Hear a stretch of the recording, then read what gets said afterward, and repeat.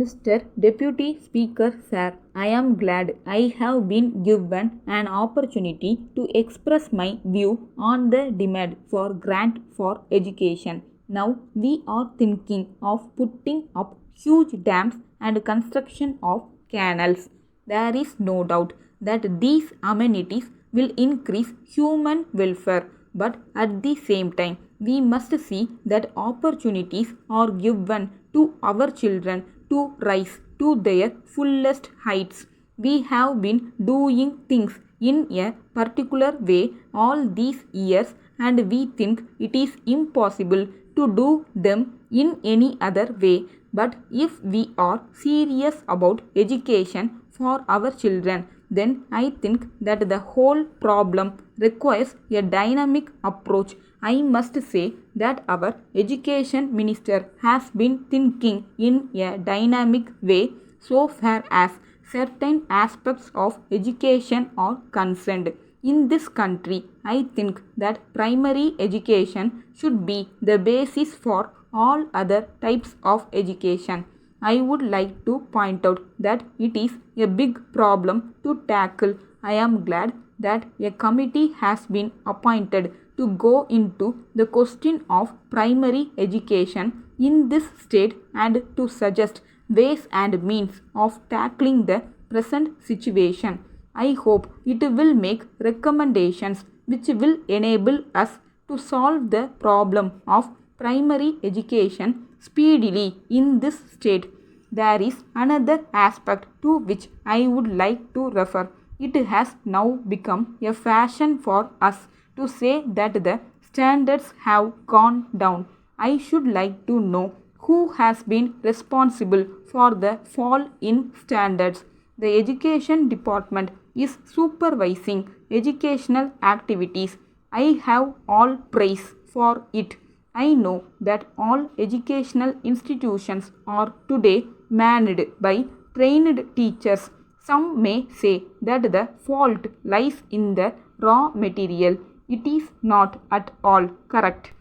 I am sure that the children of today are much better than the children on the old days because they are brought up in an atmosphere of freedom. So, it is the responsibility of this house to find out the reason for the fall in standards and to rectify matters.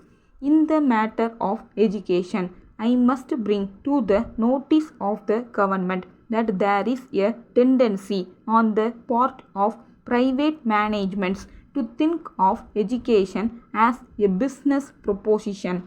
I hope that the education committee will look into this also.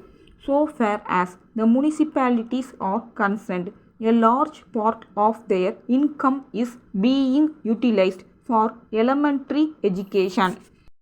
If the government take over this responsibility or find funds for running these institutions, it will enable the municipalities to provide other amenities to the people. I hope that the Honorable Minister will look into this question also. In this connection, I would like to point out that schools are concentrated in particular areas. There are labor schools, local body schools, and other schools. All these are within a radius of 4 or 5 kilometers. I do not think it will serve any useful purpose. I hope this matter will be looked into. Then there are single teacher schools. Whenever the problem of unemployment becomes acute, the government think of starting more and more schools so that the unemployed people may be employed as teachers. So education is thought of as a means of providing jobs for unemployed people. So there is need for a basic change in the approach of the government to the problem of education. I hope that even primary school teachers will be selected on the basis of a competitive examination so that we may have good teachers. Letter from the National Paper Company, Lucknow to Messrs. Madhavan and Company, New Delhi, Dear Sir, we thank you for your letter of the 4th instant. You have requested us to supply you some quantity of good quality paper.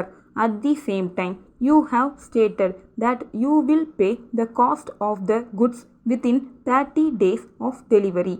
While we have no objection to supply you the goods as desired, we would like to tell you that we will not be able to give you credit facility unless we have definite information about your business standing since you are a new customer.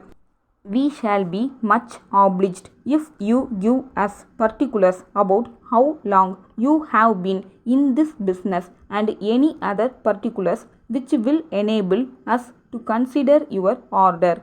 We shall be glad if you also give us particulars of any persons to whom we can make references in this regard. But on the other hand, if you are prepared to make advance payment for the cost of the goods, there will be no difficulty for us in complying with your order as soon as possible. So, it is a matter for you to decide and inform us of your decision.